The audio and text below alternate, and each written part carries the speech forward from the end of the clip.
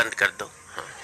हाँ कर दो। आज रिकॉर्ड करके कल अपने पति को हंसाओगी। मेरे भरोसे ब्याह करके लाई थी क्या? हिम्मत है तो अपने भरोसे अपने पति को हंसाओ, मेरे भरोसे खाए को कोशिश कर रहे। क्या कहना है? और आज रिकॉर्ड करके कल देखकर हंसोगे, इससे बड़ी बुरी स्थिति नहीं होती। आज बेहतर जीना सीख जाओगे तो कल अपने आप ही बेहतर होता चला। वाह क्या बात है चाचा। कल की बेहतरी ने हमें आज के कितने दिन बर्बाद किए हमें मालूम भी नहीं होगा साहब। मैं थोड़ी बहुत टिप्स दे दूं आपको जो जरूरी है जिंदगी में। एक तो मुझे नेताओं पर नहीं लिखता, क्योंकि ये कोई हिम्मत की बात है ना कोई मर्दानगी की बात है। मर्द का बच्चा तो है जो लुगाई के ऊपर लिख करके दिखाए। आप लिखते रहो मोदी जी पर, सोनिया जी पर, क्या फर्क पड़ता है? जिंदगी भर आपको उनसे मिलना ही नहीं। जो 24 घंटे छाती पर बैठे रहे उस पर लिखो तो यार ये बहादुरी की बात भी है। तो आप देश के सबसे बहादुर रचनाकार से रचना सुन रहे हैं, ये आपका सवाल है। किसी भी ब्याह में जाओ तो जोड़े को एक बड़ा आशीर्वाद दो। आप जो आशीर्वाद देते हैं बल्कि हल्के होते हैं।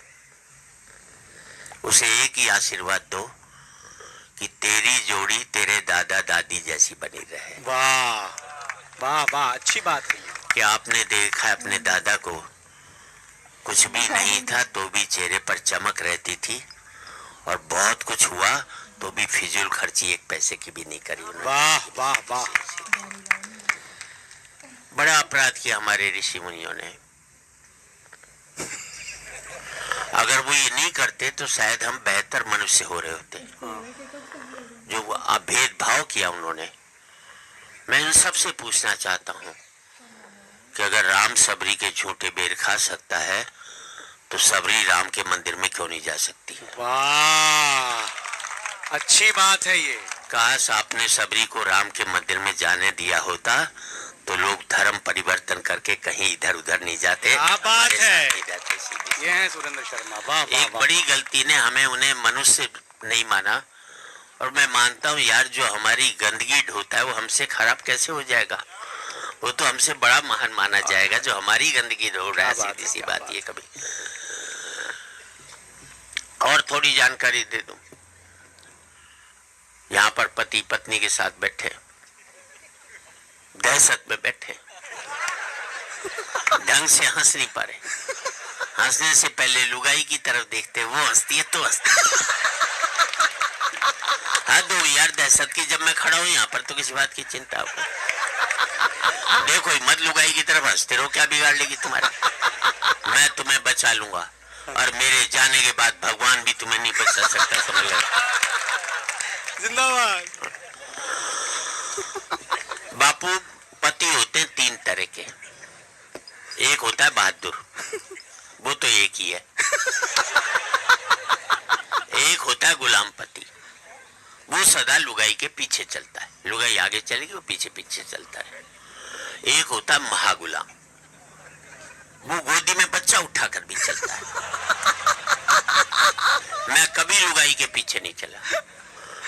लुगाई आगे चलती थी तो मैं 500 कदम पीछे चलता था, किसी को पता ही नहीं लगता था। और किस कोशिश ये करता था किसी और की लुगाई जा रही हो तो उसके आगे हो लूं। लोग कहे बड़ा बहादुर है, देखो भाई लुगाई के आगे जा। किसी को क्या मालूम मेरी कौन सी, पर समाज में तो इज्जत बनाए रखी है मैंने कि भाई मैं नहीं डरता। अच्छा एक दिन मैं अपने बेटे को उठा करके गोदी में जा रहा, एक मिल गया, बोले महागुलाम। मैंने कहा अपना नहीं है। बोले क्या मतलब? सड़क किनारे रो रहा था, मैं तो थाने में जमा करवाने के लिए ले जा रहा था। तो अपने आप को बचाने का सलीका आना चाहिए। अब चाहे को रिकॉर्ड कर, दो तालियां कम होती।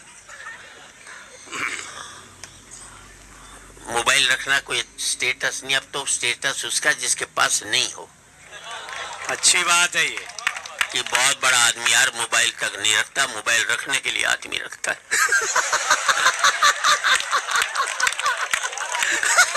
जय हो एक बार बजाइए तालियां, क्या कहने। वाह वाह वाह चाचा, जिंदाबाद, क्या बात है। और ये मोबाइल मरवा भी देता है अपने को, इसमें हम फिल्मी धुन डाल देते हैं। बापू एक वो अर्थी को कंधा दे रहा, मोबाइल बज उठा, उसमें धुन पड़ी हुई थी, अकेले अकेले कहाँ जा रहे, हमें साथ ले लो जहाँ जा रहे। पूरी मुर्दनी फ्लॉप कर दी उसकी। वो एक आदमी अपनी लुगाई को विदा करा कर ले जा रहा, मोबाइल बज उठा, दिल में बसा के प्यार का तूफान ले चले, हम आज अपनी मौत का सामान ले चले।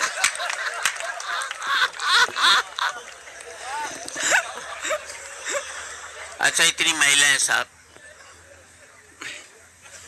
इतने युद्ध कराए इन्होंने, मरे हम, हमारा कोई लेना देना नहीं था। पूरी महाभारत द्रौपदी जी ने करवा दी, अपना कुछ लेना देना नहीं था, अगली बस बाल खोल करके बैठ गई थी।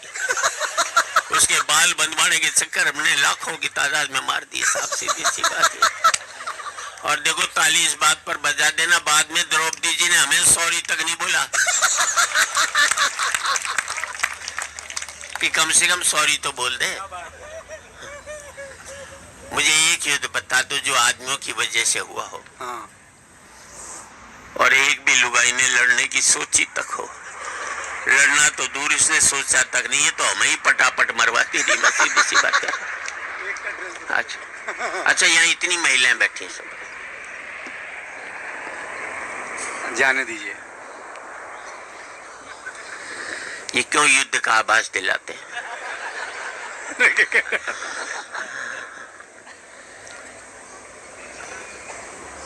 इतनी महिलाएं बैठी साहब, बापू देख लेना, एक का सूट एक की साड़ी नहीं मिलेगी यहाँ पर।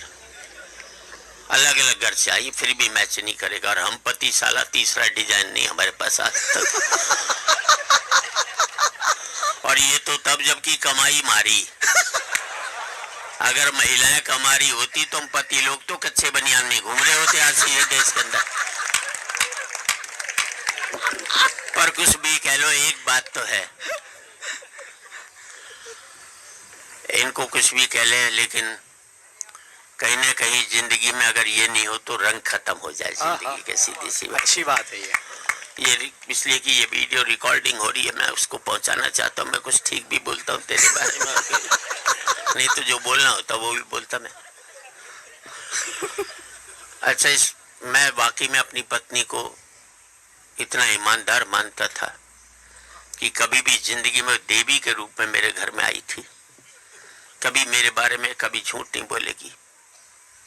पर मोदी जी ने सब पानी फेर दिया। 7 नवंबर को मैंने अपनी लुगाई से पूछा, घर में कुछ रुपए पड़े हैं क्या? बोले आपकी कसम मेरे पास तो जहर खाने को भी पैसे नहीं। कसम बीड़ी खाई तो बिलीव कर नहीं था। मैं देख किसी कोने में पड़े हूँ, बोले आपकी माँ की कसम घर में जहर खाने को पैसे नहीं। ना अपनी खाई ना अपने बच्चों की खाई। 8 नवंबर को मोदी जी ने नोटबंदी लागू कर दी और पूरा देश का पति जानता है।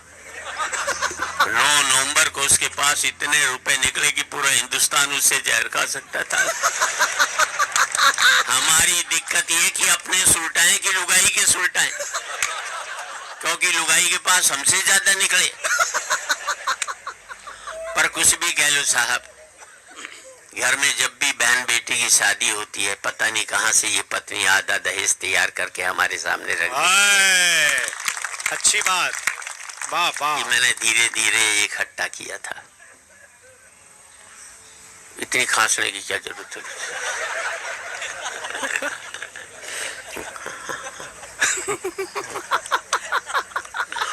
हाँ, और सबसे बड़ी बात,